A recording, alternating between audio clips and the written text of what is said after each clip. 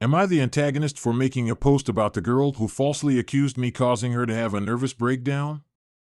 I won't go into details about the allegations, but there was a girl in my class that accused me of some serious stuff after we had a disagreement. She went to the department head and afterwards to the dean and police, which caused me to be suspended and then interrogated by the police. The only reason I got saved was because of her ex-best friend, who came forward and made a statement to the police and shared voice messages she received from her on WhatsApp where she admitted she was intending to ruin my life no matter what she had to say. Long story short, she got kicked out while I was allowed to take semester 3 and 5 simultaneously next year to avoid wasting time alongside a fake verbal apology for what I've been through. Last week, I learned that she was planning to study in a nearby city college, so I went to the students' Facebook group and shared my story, warning and telling them to be careful. I didn't mention her name or any identifying information after my lawyer's advice, but since many students are from my city and even had friends in our college, they asked around and quickly found out about her. Yesterday, her dad came to the shop I currently work and kept apologizing for what his daughter did and begging me to take down the post because it was gaining much engagement by the day and more people found out about her identity, which caused her to have a nervous breakdown. After she made the accusation, many friends stopped talking to me and people kept sending me insults. I didn't leave the house except to talk to the police for 5 months because even the neighbors received the news and everyone looked at me like I was a monster. I became friends with her ex-best friend, and I told her today about the conversation I had with her dad. She didn't know that I made the post until I mentioned it. She said that it was unnecessary to make because she already got what she deserved. They had to sell the house and leave the city, her siblings stopped talking to her, and she didn't get to take the finals. She falsely accused you and now can't handle the repercussions? She made your life terrible for months over fake allegations and even risked you going to jail.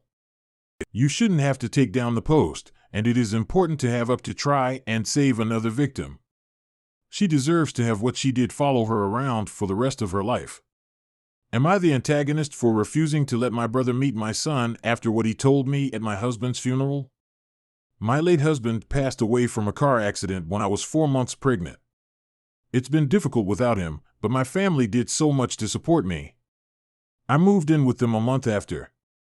At the funeral, my older brother asked for a minute to talk, then asked me if I really wanted to go through with my pregnancy. I was shocked when I heard this, but even more shocked when he suggested that I make the right decision, not an emotional decision, and reconsider having my son. He gave many reasons why, including the fact how single/widowed mom are considered too much of baggage for so many men to date. I lost it on him and kicked him out. That was the last time we saw each other. My son is now 3 weeks old. The whole family met him and were happy to welcome him. My parents asked if I could let my brother come meet my son, even for a few hours. I refused, but they said I was making a mistake, robbing my son of a future loving relationship with his uncle. They asked that I don't let my emotions dictate a decision that might have a lasting impact, but I said no. My extended family got involved and started pushing, especially after my brother started insisting, saying my husband was a dear friend of his and what I'm doing right now would make my husband upset if he saw it. Am I being bitter and selfish? Firstly, what an awful thing to say, and to say it while still at the funeral makes it 10 times worse. Has he even apologized for what he said? He is not entitled to a relationship with his nephew, and your family trying to push it without him having even apologized is terrible. I hope you and your son have a better future ahead. Am I the antagonist for snapping at a colleague that tried to one-up my friend's death? I have a colleague, Cheryl, who is a notorious one-upper. Some stuff is just relating/sympathizing, so that's not so bad. Others, she just has to have the bigger story and have all the attention. It's annoying but also relatively harmless, so I don't say anything. On Friday night, I got word that a friend of mine passed away. It was very unexpected, and we still don't know the cause. He was young and healthy. Needless to say, my weekend was consumed by this, and I'm devastated. Yesterday, I come into work and another colleague asks me how I'm holding up. They saw my Facebook post. Cheryl asks what's going on, and I say, a good friend of mine passed on Friday. Without missing a beat, Cheryl says, "Did you hear about the old man that drowned this weekend at local beach?" I was pissed. It wasn't something innocent like one-upping weekend plans. My very good friend died. Instead of even offering condolences, she had to find the way to make the conversation about her. I snapped and told her, "Okay? That's tragic, but what does that have to do with what I just said?" She got flustered and said, "I was just making conversation." I replied, "Yeah, changing the subject from my friend's death. For once, can you not one up a story and let someone else talk about their own lives? My friend freaking died, and I'm talking about how sad I am, and you change the subject?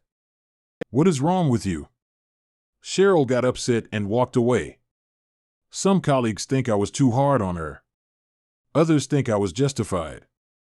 Am I the antagonist? You're grieving, are in shock, and her crassness was just too much. Her behavior is exhausting and insensitive. Cheryl should have been put right years ago. I'm sorry you had to deal with her, and also sorry for your loss. Am I the antagonist for telling my future mother-in-law it's not our fault she doesn't have anywhere to stay?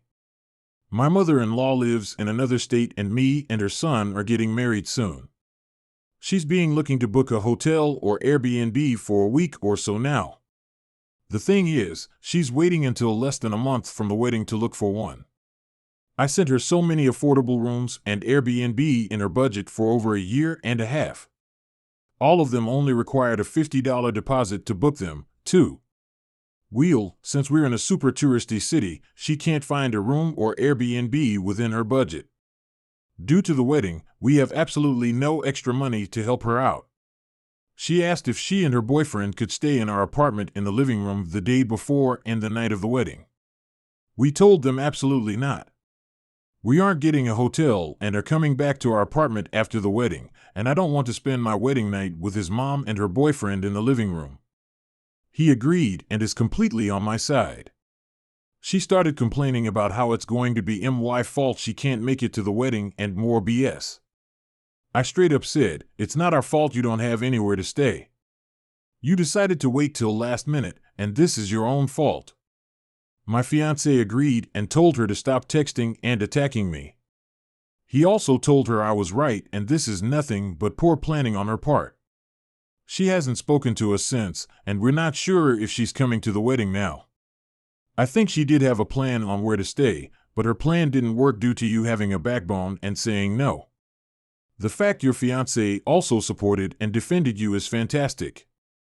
Well done and all the best with your wedding. Am I the antagonist for telling my always late friends an earlier time so we'd be on time? So I, 32 female, have been friends with this group of people, 30, 31, 32/F, since high school. I love them all to death, but Jesus Christ, on a cruise ship when we plan something, they are always consecutively late. Every time, and it drives me nuts. One year, they almost made us miss our flight home. And they always say they forgot the time or thought they had more and just goofed around.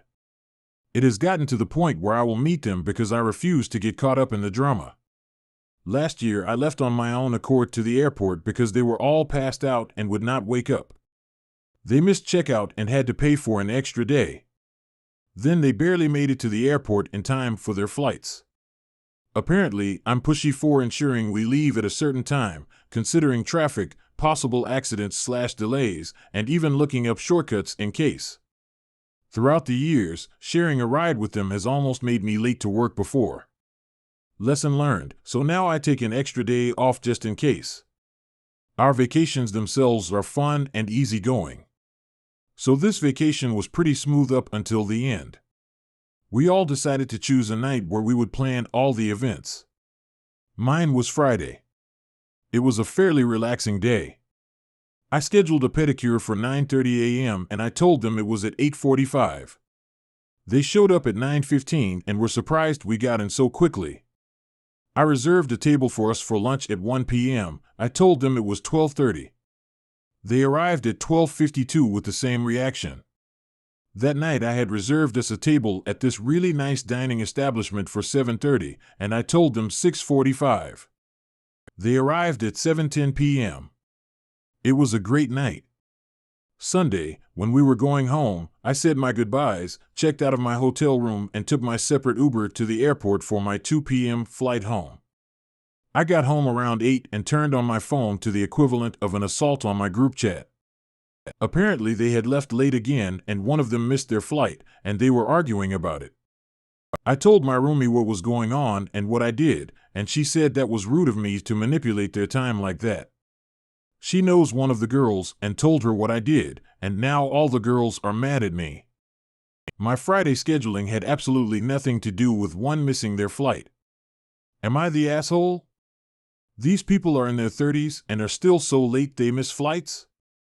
And they get grumpy at you for making them be on time? I think it's time to find some new people to hang around. These people sound exhausting.